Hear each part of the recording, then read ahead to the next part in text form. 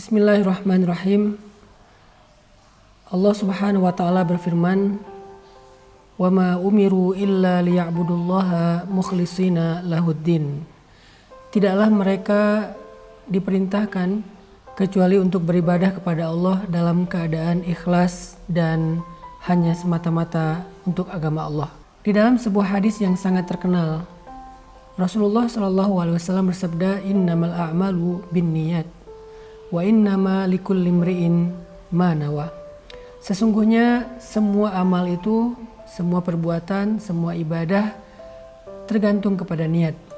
Dan sesungguhnya seseorang diberikan balasan sesuai dengan apa yang dia niatkan. Dalam hadis yang lain Nabi juga bersabda, sesungguhnya Allah tidak melihat kepada rupa kalian, Allah tidak melihat kepada perbuatan kalian, Allah tidak melihat kepada harta kalian, tetapi Allah melihat ke dalam hati kalian. Ayat-ayat dan hadis-hadis yang barusan kita dengarkan ini semuanya menjelaskan kepada kita tentang pentingnya ikhlas dalam beramal. Karena ikhlas itu bisa dikatakan sebagai nyawanya amal soleh. Amal soleh yang tidak dibarengi dengan keikhlasan seperti jasad tanpa nyawa, maka dia disebut sebagai mayit, orang yang mati. Dan orang yang mati, mayit ini tidak bermanfaat, tidak bisa memberikan manfaat, tidak juga memberikan mudarat, tidak bernilai. Bangkai tidak bernilai. Sesuatu bernilai ketika ada ruhnya, ada nyawanya. Begitu juga dengan teknologi. Kita memiliki perangkat yang bagus, tetapi kalau tidak ada softwarenya, tidak ada datanya, maka tidak bernilai. Masihkah kita ingat ketika misalnya kita mengalami musibah, handphone kita rusak, laptop kita rusak. Memang kita sedih karena perangkatnya, handphonenya rusak.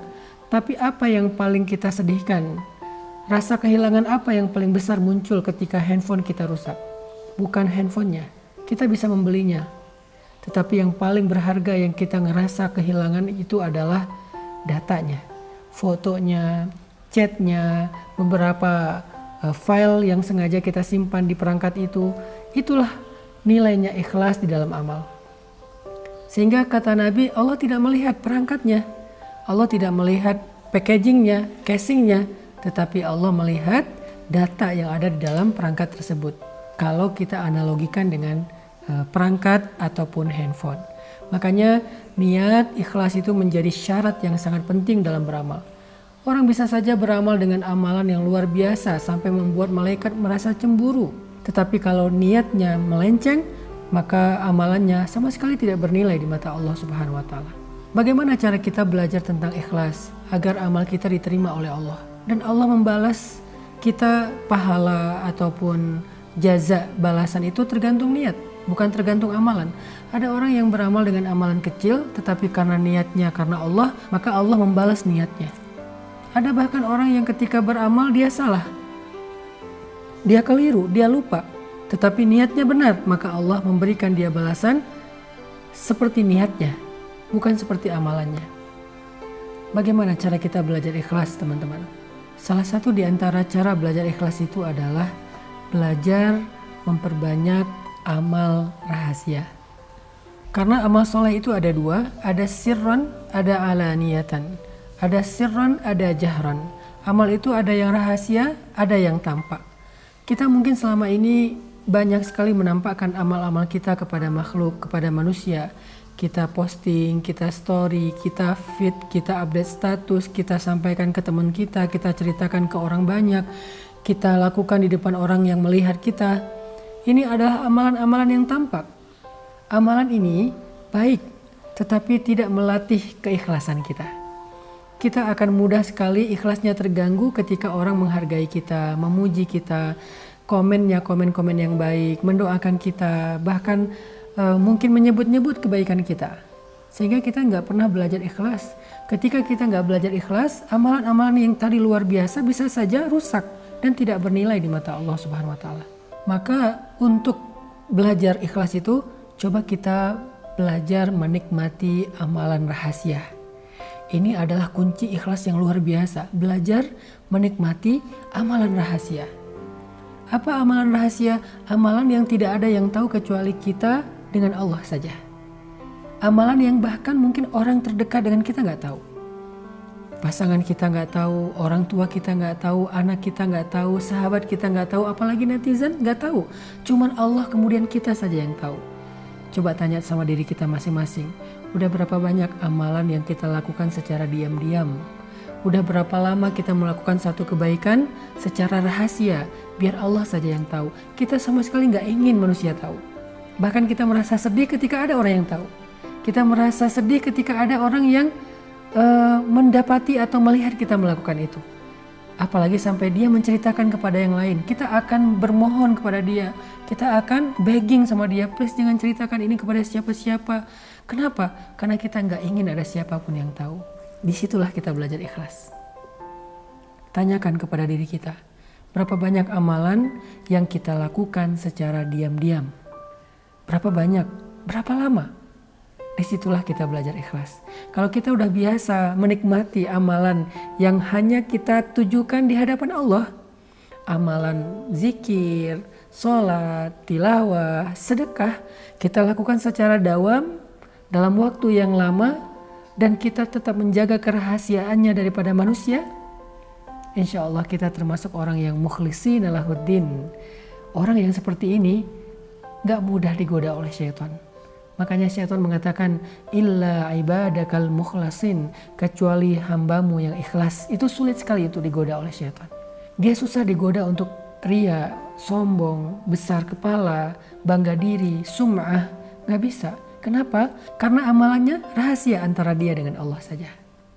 Ada beberapa kalimat dari ulama yang luar biasa tentang bab ikhlas yang saya pernah mencatat. Di antaranya kata Imam Ibnul Qayyim Al-Jauziyah, ulama ul-wa'z, ulama yang sering memberi nasihat-nasihat yang luar biasa.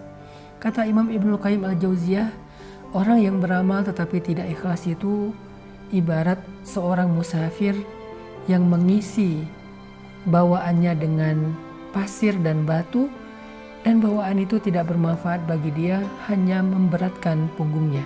Itulah orang yang beramal tetapi tidak ikhlas.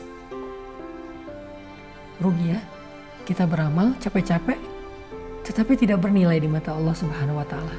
Ada juga cerita tentang zamannya Khalifah Harun ar-Rasyid, seorang khalifah Islam, raja Islam di masa Abbasiyah. Disebutkan bahwa di antara prajurit-prajurit Harun ar-Rasyid, para mujahid, para tentara, para pembela negara, di antara prajurit-prajurit Harun ar-Rasyid itu ada prajurit yang kalau di kita disebut Kopassus, pasukan khusus yang berjumlah 20.000 orang. Kenapa mereka disebut Kopassus, pasukan khusus?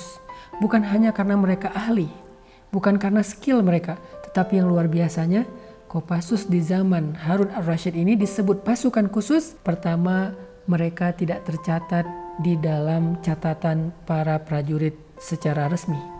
Tidak dicatat. Kenapa tidak dicatat?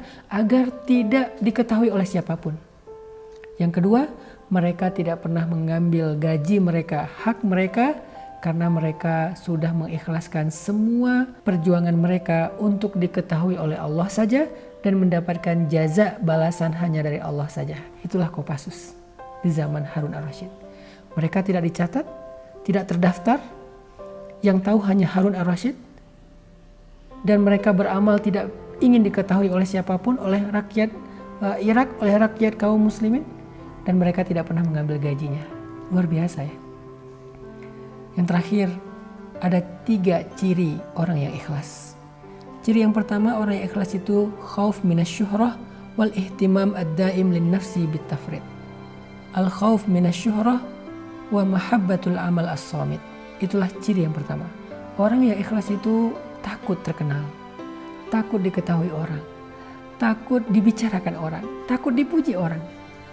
Kita kadang-kadang kecewa kalau ada kebaikan kita tidak dihargai. Tapi orang yang ikhlas justru takut ketika dihargai. Kita kadang-kadang ngerasa kecewa ketika amal baik kita itu tidak dipuji. Orang yang ikhlas justru takut dipuji, bahkan dia menangis ketika dipuji. Kita kadang-kadang ngerasa kecewa ketika ada yang kita lakukan luar biasa, tidak diketahui orang banyak, tidak di like, tidak di komen, tidak di view, tidak di repost. Orang yang ikhlas justru takut ketika di repost, takut ketika di view, takut ketika di like. Apakah kita seperti itu? Ciri yang kedua kata para ulama, irda'ullah walau bi iskhatin nas. Dia lebih mengutamakan ridha Allah walaupun dia dihina oleh makhluk. Buat dia gak apa-apa ketika dia dihina, direndahkan, diremehkan oleh manusia selama Allah ridho kepada dia. Ridho siapa yang kita cari? Ridho istri kah? Ridho suami kah? Ridho orang tua kah? Ridho pasangan kah? Ridho sahabat kah? Ridho followers kah? Atau ridho Allah? Dan yang terakhir, adamul ihtimam bin nata'ij bal bil amal wal jihad. Orang yang ikhlas itu tidak terlalu perhatian dengan hasil. Ada orang yang ketika beribadah, berdoa, kemudian hidupnya tidak semakin membaik, kerjaannya tidak semakin sukses, karirnya tidak semakin melejit, dia kecewa dengan ibadahnya. Dia bertanya kepada Allah, ya Allah kurang apa lagi dari saya? Seolah-olah Allah itu tidak menghargai kebaikan dia, ibadah dia. Ini bukan orang yang ikhlas. Orang yang ikhlas, dia beribadah kepada Allah, dia mengharapkan kebaikan di sisi Allah, tetapi hasil yang dia dapatkan dalam kehidupan dunianya tidak akan mempengaruhi semangat ibadahnya. Mudah-mudahan kita termasuk orang yang ikhlas di bulan Ramadan dalam semua amal-amal soleh kita. Ingat, catat, belajar ikhlas salah satunya adalah dengan menikmati ibadah rahasia. Barakallahu fikum.